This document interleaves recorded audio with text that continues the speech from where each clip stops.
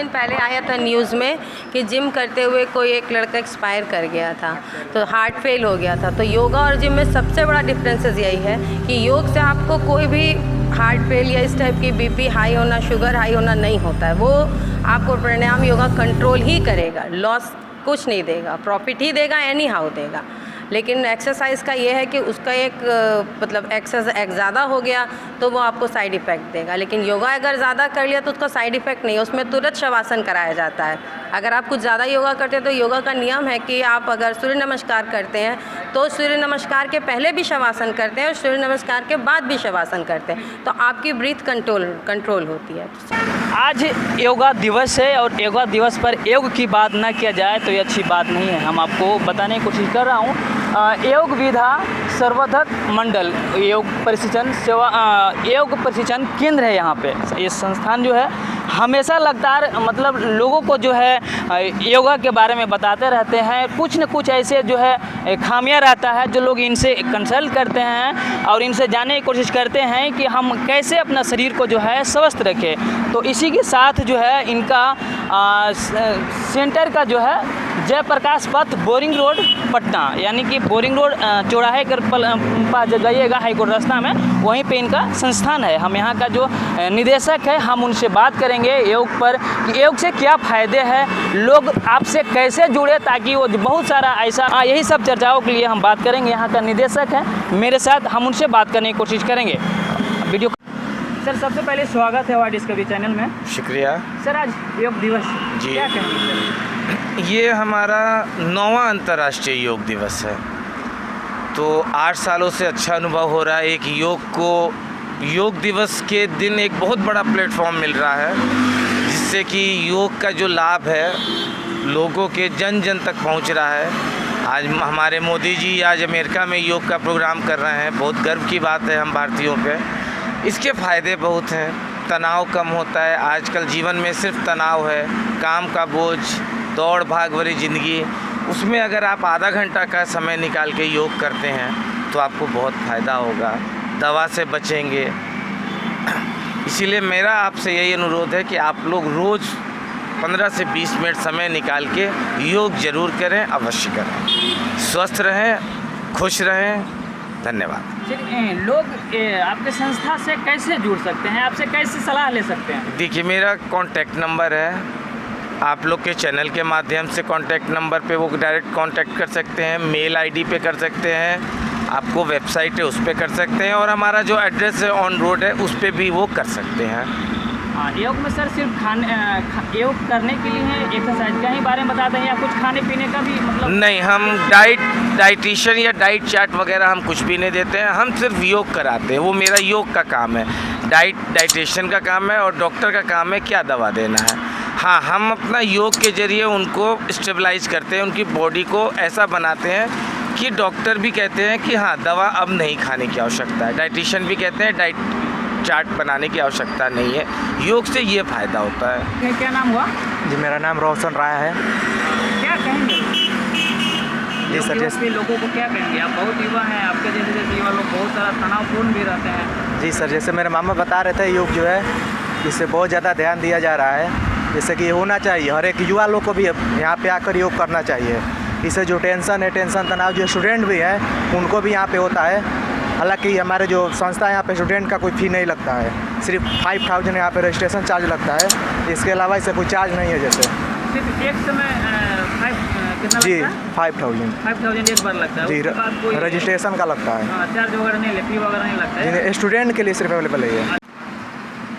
आप इस योगा आश्रम से जुड़े हुए हैं? हाँ जी। क्या कहेंगे संस्था के बारे में बताइए। संस्था ये बहुत पुरानी है, 40 साल से ऊपर की संस्था है और यहाँ बहुत अच्छे से योगा सिखाया जाता है, हर तरह के योगा यहाँ सिखाया जाता है और इससे बहुत फ़ायदा भी हुआ है, बहुत से लोगों को हुआ और हमको भी हुआ है। आज योग दिवस है, उस पर क्या कहेंगे?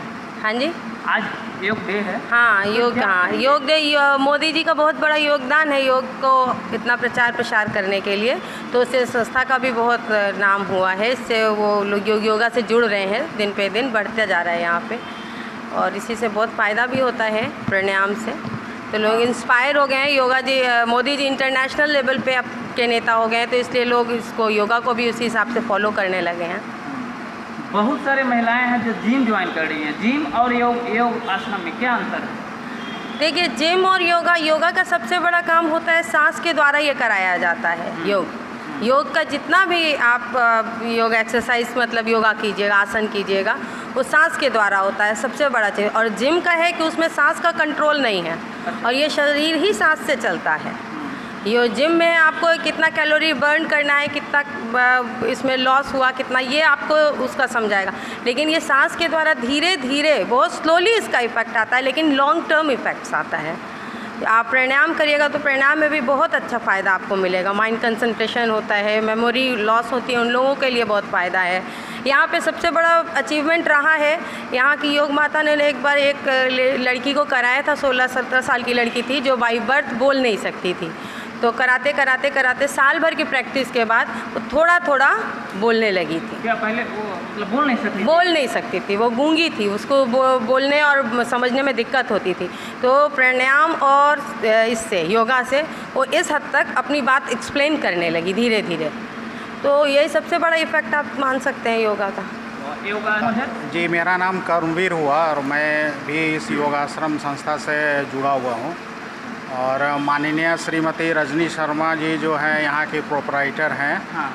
और उनके पहले उनके यहाँ के जो संस्थापक रहे हैं प्रोफेसर प्रभाकर भट्ट, वो हमारे साइंस कॉलेज के ही पीजी हेड के HOD रह चुके हैं और वहीं से रिटायर होकर उन्होंने अपना यहाँ पर योग की सेवा देना शुरू की और काफ़ी दिनों से दे रहे हैं। और ये जो योग का संस्था है, ये मुंगेर जो हमारा संस्था है योग का, उसके थ्रू ही आधारित केंद्र ये संचालित होता है यहाँ पर। और मैं एक बात बता दूं कि योग से सिर्फ शरीर का ही नहीं, मन की भी शुद्धि हो जाती है। जो युवा हैं आजकल वो जिम में जा कर के बॉडी बनाने और इनके लिए पीछे अभी का जो ट्रेंड है, पहले हमने सुनता था भी लोगों से, पूर्वजों से लोग भी योग बहुत अच्छी चीज़ है। हाँ। लेकिन अभी जो है योग ऐसा मान चल रहे हैं कि लोग जिम को ही योग मान रहे हैं और जिम में ही सुबह शाम ध्यान दे रहे हैं। उस पर क्या कहेंगे आप? नहीं, देखिए, जिम जो है वो हमारे यहाँ शुरू से जिम के ऊपर भी आधारित बहुत सारे व्यायाम रहे हैं। जैसे साउथ में शुरू हुआ था पहले कलरी पयाट करके, तो वो एक चाइना में उसका अपग्रेडेड वर्जन जो है कराटे और ये सब चीज़ जाना जाता है इस आधार पर। लेकिन योग में क्या है कि योग में आप अपने शरीर के विभिन्न ऑर्गन का एक्सरसाइज, प्राणायाम और योगासन के द्वारा किया जाता है, जिससे आपका मन और स्वास्थ्य और शरीर, तन मन और आपका अध्यात्म, तीनों चीज़ विकसित होने में योग आपको हेल्प करता है। किसी भी विषय वस्तु पर अगर आप उसको फॉलो करते हैं तो योगा उसको आपको एक अगले स्टेज तक ले जाने का काम करती है। लेकिन जिम जो है, जिम अभी इधर विगत के वर्षों में काफ़ी फैशन में आया है। वो चूँकि सिनेमा और पाश्चात्य सभ्यता के हिसाब से लोग सिर्फ मसल्स बनाने को ही हेल्थ मानते हैं, तो वो भी लाभदायक है, लेकिन उसको करने के लिए काफ़ी पैसा और संसाधन की आवश्यकता पड़ती है, डाइट की आवश्यकता पड़ती है। और उसमें आजकल केमिकल युक्त प्रोटीन सब्सटेंस वगैरह मिला करके जो योग वगैरह नहीं कर रहे हैं और सिर्फ जिम के ऊपर जा रहे हैं, तो उनसे उनको शारीरिक हानि भी हो रही है। तो इसलिए युवाओं को ये समझना चाहिए कि हम अपने पुराने पद्धति को अपना करके पूरे आजीवन, मतलब सिर्फ यौवन अवस्था में ही नहीं, आप वृद्धावस्था से लेकर के रोग की अवस्था में भी अगर आप कोई एक्सरसाइज है जो किया जा सकता है तो वो सिर्फ योगासन ही है। और योगासन करने के बाद इवन कोरोना काल में, उसके बाद भी, और जितनी भी इस तरह की शारीरिक समस्या मनुष्य के शरीर में होती है उसका योगासन से निराकार किया जाता है। योग के द्वारा ही इसका निराकरण सबसे अच्छी है।